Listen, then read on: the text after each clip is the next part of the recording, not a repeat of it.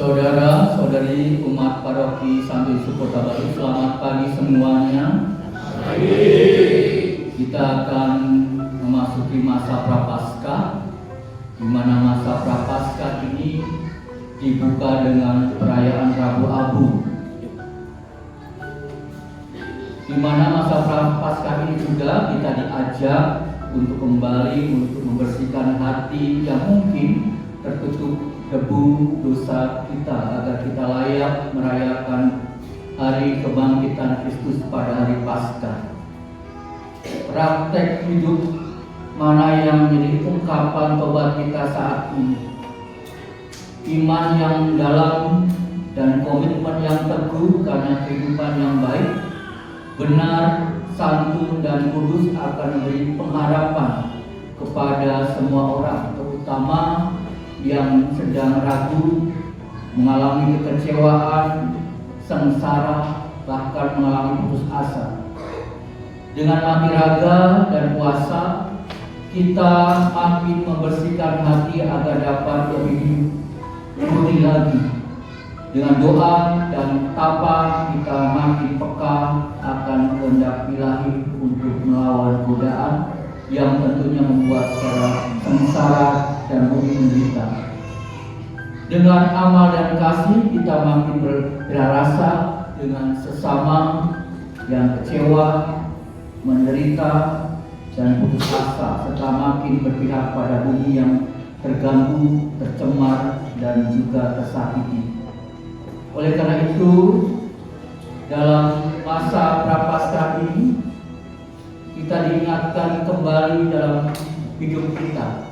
Kita akan masuki pantang dan puasa dalam kehidupan kita. Oleh karena itu, saya akan membacakan peraturan pantang dan puasa untuk masa Prapaskah 2026 untuk paroki kita, khususnya di tahun misi dan evangelisasi. Gerakan misioner Uskupan Banjarmasin yang memancarkan pengharapan bahwa masa Prapaskah dimulai pada hari Rabu Abu, tanggal 18 Februari 2026 dan berakhir pada hari Sabtu Suci Tricili atau Malam Paskah, tanggal 4 April 2026. Pokok perenungan selama masa Prapaskah yang pertama itu mengenangkan penuh syukur pembaptisan kita dan juga mempersiapkan pembaptisan bagi calon-calon yang akan dibaptis pada malam atau Tricili Paskah. Yang kedua, membina, mengembangkan dan juga memperdalam sikap tobat. Sejak awal mulai gereja memandang seluruh masa Prapaskah itu sebagai retret agung. Di kitab hukum kanonik, kanon 1249, dikatakan bahwa semua orang beriman Kristiani wajib menurut cara masing-masing melakukan tobat demi hukum Ilahi, secara khusus meluangkan waktu untuk doa, menjalankan karya kesalehan dan amal kasih, menyangkal diri sendiri dengan melaksanakan kewajiban-kewajibannya secara lebih setia, dan terutama dengan berpuasa dan berpantang. Maka yang pertama, wajib berpuasa dan berpantang pada hari Rabu Abu tanggal 18 Februari 2026 dan Jumat Agung pada tanggal 3 April 2026.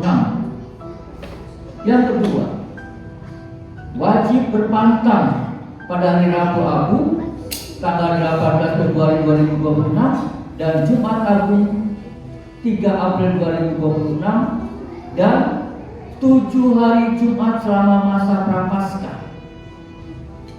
Yang ketiga, wajib berpuasa, yaitu semua orang yang sudah dewasa sampai awal usia ke-60. Dan dewasa ialah yang genap berumur 18 tahun. Wajib berpantang, yaitu semua yang genap berumur 14 tahun ke atas. Yang kelima, puasa secara yuridis atau secara hukum berarti makan kenyang sekali dalam sehari. Yang keenam, pantang artinya orang, keluarga, atau komunitas dengan rela tidak mengkonsumsi entah itu daging, ikan, atau makanan kesukaan mewah lainnya.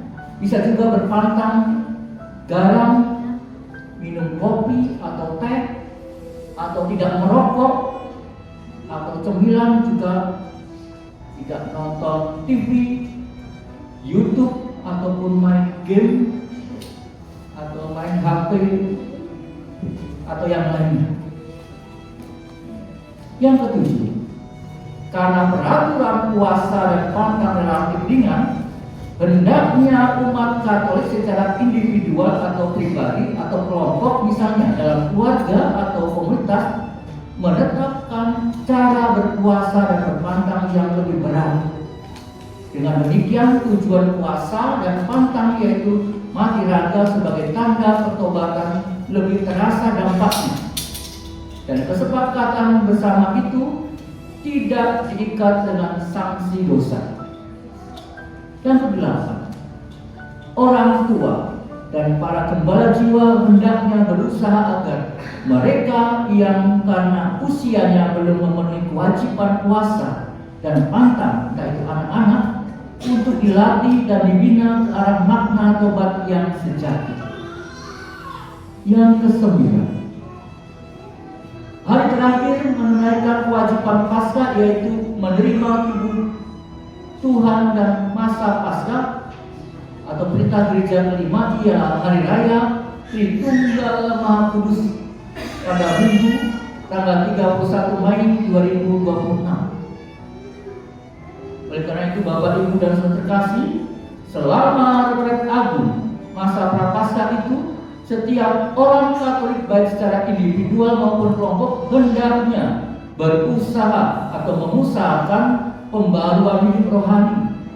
Misalnya dengan melanjutkan program, yaitu membaca paripurna, membaca kitab suci, dengan setia dan tekun mengikuti pendalaman iman APP 2026 di komunitas, atau mengikuti retret, mengikuti rekolesi, ibadat jalan salib, atau melakukan meditasi secara rutin atau latihan rohani lainnya. Salah satu ungkapan tobat selama masa Prapaskah ialah aksi puasa pembangunan atau disebut dengan APP. Setiap orang Katolik, anak-anak, dewasa maupun lansia, didorong untuk mengambil bagian dalam aksi ini secara individual, bukan satu orang mewakili kelompoknya, misalnya keluarga, tetapi secara pribadi. Umat diajak untuk memberi bukan dari kelebihan atau karena sisa-sisa, melainkan dari apa yang dengan sengaja disisihkan dari kekurangan dan keterbatasan sebagai ungkapan kerelaan berbagi. Dari jumlah dana APP nanti, apa yang terkumpul nyatalah antara lain, yaitu buah-buah pembaharuan rohani selama masa Prapaskah, yaitu tingkat solidaritas, rasa kesetiakawanan, kerelaan berbagi setiap umat atau kelompok pada tingkat keluarga, komunitas, maupun paroki ataupun keuskupan. Yang perlu diketahui bersama, yaitu dana yang dikumpulkan oleh kegiatan APP 2026 seperti biasa diserahkan seluruhnya ke Keuskupan Banjarmasin, dan dari sejumlah itu sebagian, yaitu 30% dikirim ke KBI sebagai dana solidaritas, sebagiannya lagi yaitu 70% dikelola oleh Keuskupan untuk mendukung segala kegiatan dalam rangka tahun misi dan evangelisasi, yaitu dengan mengembangkan pengembangan sosial, ekonomi bagi kelompok atau paroki yang membutuhkan, serta bantuan pendidikan bagi umat Keuskupan Banjarmasin yang membutuhkan bantuan, khususnya juga bagi anak-anak kita, anak-anak Katolik Dayak Pratus. Saudara terkasih, demikianlah peraturan dan pantang dan puasa untuk masa Prapaskah 2026 ini, mari kita mempersiapkan hati kita untuk memasuki masa Prapaskah. Semoga masa-masa pertobatan kita semakin kita mendekatkan hidup kita kepada Tuhan. Demikian, terima kasih.